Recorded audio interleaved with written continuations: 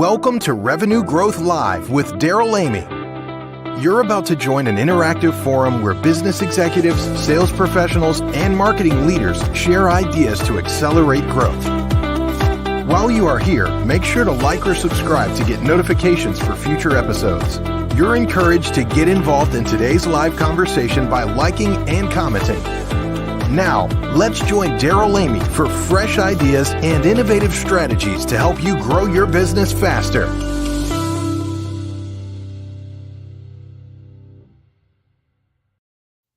Good afternoon and welcome to Revenue Growth Live. Daryl Amy here, and I'm excited today to talk about an interesting topic that I think is going to open a lot of eyes and reveal some things that you may not have seen right away. But the question came recently in a conversation: what would happen if we put our clients, our ideal clients, in the accountability chart? What would happen if we took the most important person, the people that we serve, our clients, and actually put them in the accountability chart? What happens is something very interesting. And today I want to share 3 observations about what would happen if you did that. Now, if you use the entrepreneur's operating system as we do in our business and many of the clients we serve, you're familiar with the concept of an accountability chart. Accountability chart is an enhanced organizational chart, and it really is very clarifying. We begin to think about what would it look like if we put our customer, our ideal client, in that accountability chart. It's really an interesting conversation. And as we start, I just want to bring up an accountability chart. It's pretty simple. We've got our visionary and integrator. We've got our marketing and sales function, our operations, and our finance function. And today, just to observe and make some interesting observations and to get some light bulb moments, I've gone ahead and put the ideal client in the accountability chart. Now, you may say, Daryl, why do we talk about ideal clients and why not customers? Well, a couple things about that. First of all, customers go to Walmart to buy toothpaste and gallons of milk. Ideal clients look to you as a trusted advisor. So I've always liked the word client over customer, but you could say customer as well. The reason we say ideal is ideal clients, ideal customers are your top 20%.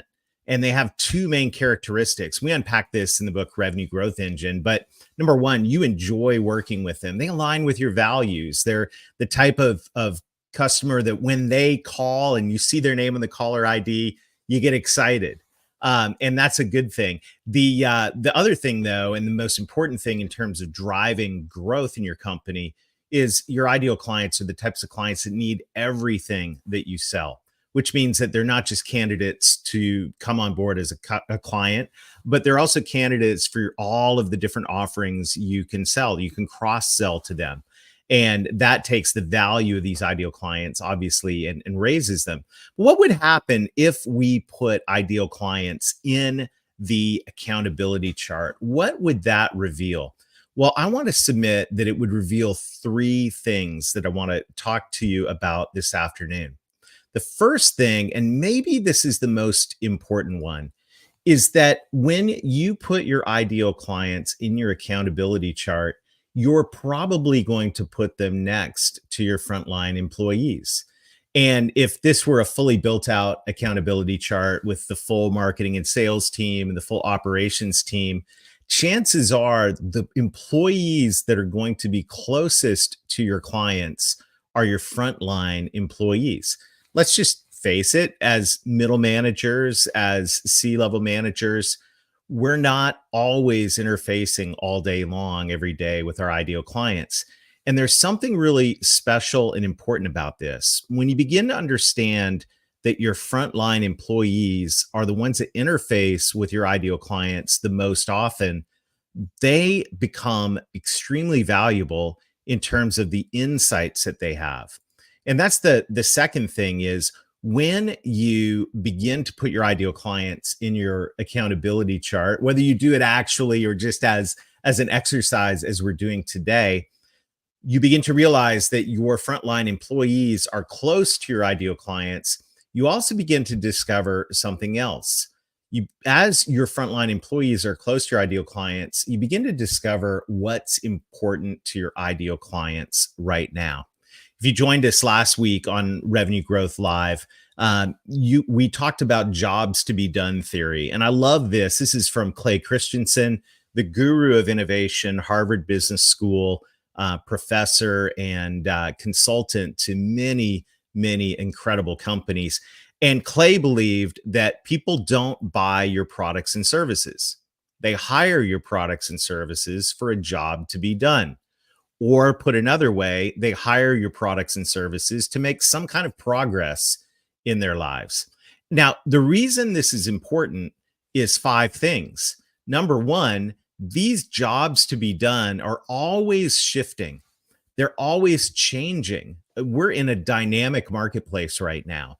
Changes in the economy, changes in regulations, changes in technology, changes in every single industry means that the jobs to be done, or at least nuances about the jobs to be done, are always shifting. Now, how are you going to stay on top of things to keep your company fresh and relevant? Well, frontline employees that are closest to the ideal client, now that we've seen that inside the accountability chart, they're the types of people that are able to see the shifts, maybe faster than anybody. And then the next 4 points just follow from that. Chances are, as the client's job to be done shifts and your frontline employees see this, then it goes, well, could we do that job better? Could we provide a more relevant product and or service to our clients? The other is, are there other jobs that the client wants done that we could fulfill on? This becomes the future of creating new products and services that you can cross-sell to your clients. And as we established earlier, if you want to really accelerate growth in ideal clients, you want clients that can buy everything that you sell. Well, follows on to say, if you can sell more, if you've got more products and services you can sell and add on, then you're going to grow more inside those ideal clients. And as your frontline employees are close to your ideal clients and understanding the jobs that need to be done or could be done, this creates cross-sell revenue opportunities. And my goodness, what an incredible thing it is when companies begin to create and then harvest low-hanging fruit like this. This, number 4, is the key to growth and innovation. When you do the jobs your customers want done better, and when you begin to satisfy additional jobs that they want done, this is what drives growth. And innovation is right in line with that. And I believe that frontline employees are in the best position to understand these shifts.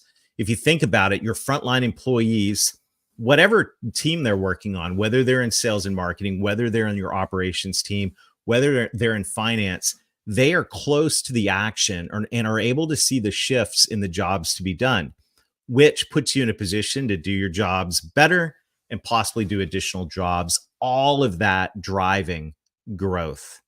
And right now, it's really critical that we get strategic about how we drive growth in our companies. The beautiful thing about putting the ideal client in your organizational chart, once again, whether you actually draw it in there, or we just do it as a mental exercise, is you begin to see that you've got an incredible untapped asset in terms of frontline employees and people on your team that are close to your customers in understanding what's going on in their world, what's shifting, and how you could respond to satisfy that. So we talked about frontline employees being close to the ideal client. We see that when we put them in the org chart. Second, because of that, they're able to see the shifts, what's going on in those ideal clients' offices, in their businesses, in their lives. That helps us understand the shifts in the job to be done. The third thing is all of this adds up together to actually catalyze meaningful innovation. Innovation. Jim Collins in Built to Last said that every great company does two things well. They preserve the core. They're really good at operational excellence, but they also stimulate progress. And this is something really, really critical to realize, that if we want to be built to last, if we want an excellent company that's going to be around for a long time, we've got to stimulate progress. Operational excellence is critical. Don't hear me wrong on that, but we need to stimulate progress. Now, what does it mean to stimulate progress? Well, it needs to be meaningful progress. And what I mean by that is it needs to be progress that's meaningful to your clients, especially your ideal clients. And who's closest to your ideal clients? Well, and second of all, and great insight, Christian, they have the most information. Your frontline employees have the information that you need to make great strategic decisions about your company. So they're the closest to the employees. They're able to understand what's going on. They have the information to see the nuances of the job to be done. And this can be used in a very strategic way to catalyze meaningful innovation for your clients. Went through an exercise recently, and with a friend who is implementer. I was in his office. We were brainstorming, and the question came up: what if we flip the accountability chart on its side? You've seen the accountability chart earlier in a vertical format with the visionary and integrator at the top, and marketing and sales, operations and finance below. And we asked ourselves this question one day: what would happen if we flipped the accountability chart on its side and then added in the ideal client? And so we put the ideal client in there, and you'll also notice some graphics from my book, Revenue Growth Engine, where we talk about driving net new and cross-sell revenue, because that's ultimately what we want to do. But then we ask the question, okay, remember, Jim Collins says, hey, we need to stimulate progress and preserve the core. How are we doing that in our organization? Well, let's take that, our org chart, our accountability chart, which we've now flipped 90 degrees, and let's look at what parts of our organization are related to preserving the core, great operational excellence, and what parts of our organization are related to stimulating progress. Well, it becomes immediately evident when you do this that most organizations, especially the well-run organizations that use operating systems like EOS to drive operational excellence, they've done a phenomenal job at putting organizational structure around preserving the core. Operational excellence is critical, no question about that. However, when you look at the other side of the equation, what Jim Collins says every great business needs to have to be built to last, stimulating progress, what's related to that? In a lot of organizations, what we find is the organizational structure is actually really light. A lot of times we'll see a visionary there, and they're kind of out in left field by themselves. So we began to ask the question, what if we were able to take some of these frontline employees who are close to the ideal client and put them in a place where they could actually take the knowledge that they've gained and leverage it to innovate? And we came up with the concept of a strategic innovation council. The idea, once again, inspired by the great Jim Collins in his book, Good to Great, on page 112 and 113, where he says every great company has a council.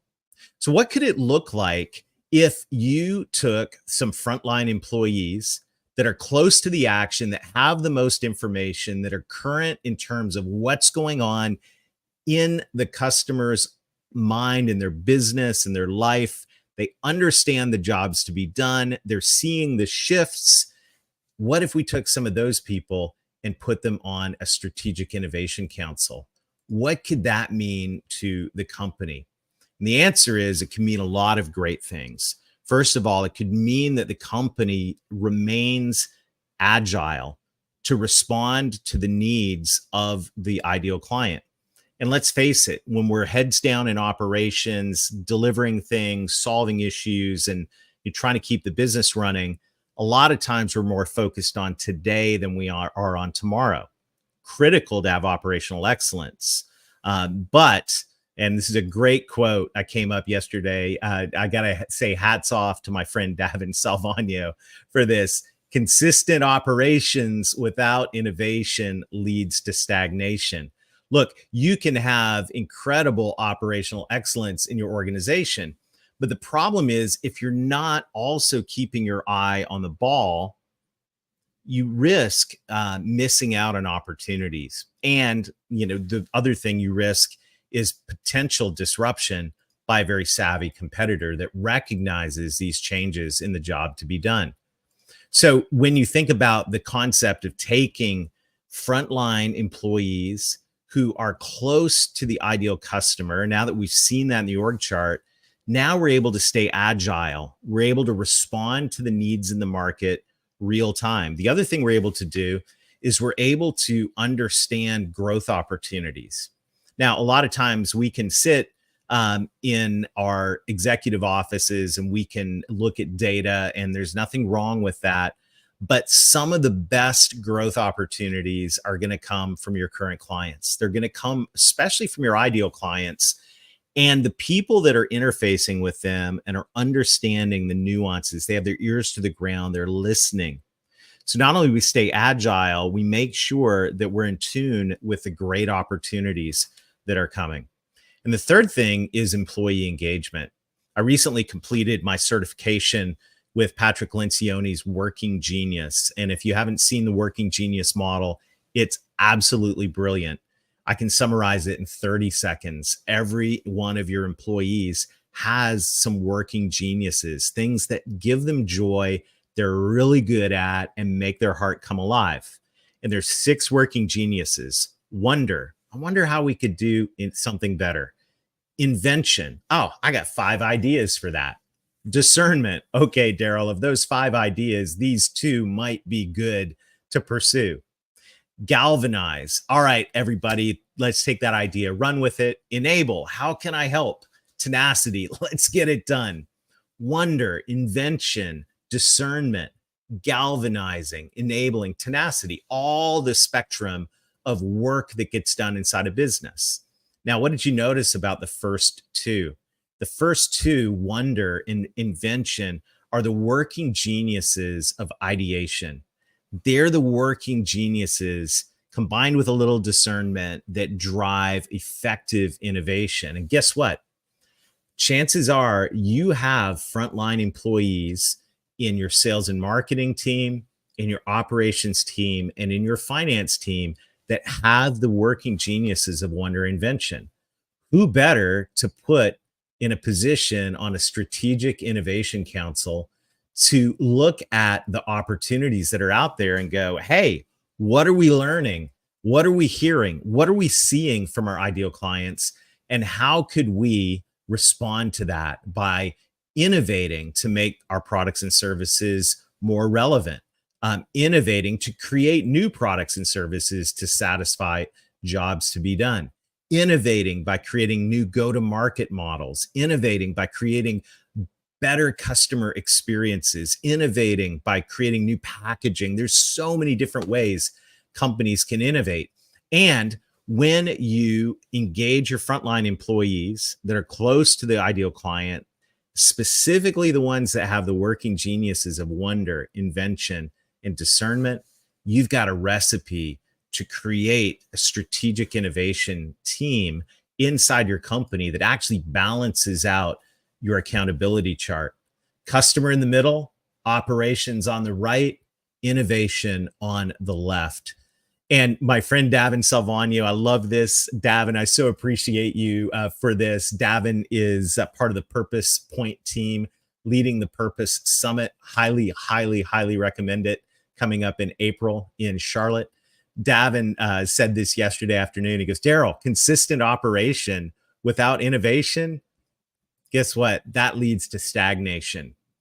And I want to say you don't want that to happen in your company, because at some point it not only leads to stagnation, it actually opens the door wide to potential disruption.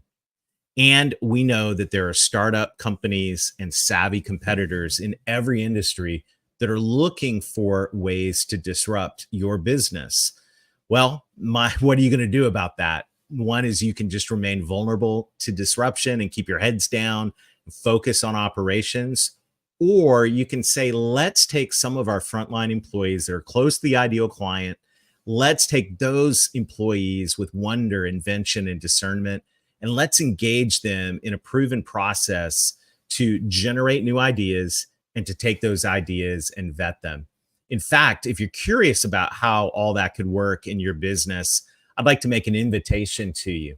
First of all, I'd like to invite you to a 90-minute innovation briefing where you and your leadership team can discover how you can unleash strategic innovation in your business, how you can tap the working geniuses of some of your frontline employees that are close to the customer to drive innovation. And when you do, I'll also send you a copy of my new special report, A Visionary's Guide to Unleashing Strategic Innovation in Your Business. And in this briefing, we'll get granular and we'll answer questions about, well, okay, Daryl, how could this actually work in my business? I'd love to have that discussion with you. So thank you for joining me today for this conversation on what happens when you put your ideal clients in your accountability chart. I double dog dare you to try this in your next leadership meeting. Pull out that accountability chart and go, who's closest to our client? And then begin to ask, what could we do to tap that knowledge and information, especially from our people with the working geniuses of wonder and invention, to make sure that we're not just preserving the core, but we're also stimulating progress so that your company can be built to last. Thank you so much for joining me today for this 25-minute executive briefing. Look at that. We've come in under budget, on time, faster. What do we always say? We say early and under budget, 21 minutes and 49 seconds. Thank you for joining me here today. If you're live, fantastic. If you're watching later, awesome. Either way, I want to invite you to a 90-minute innovation briefing for your company, and also to get a copy of Unleashing Strategic Innovation. We'll see you soon on the next Revenue Growth Live. And until then, let's get going and let's get growing.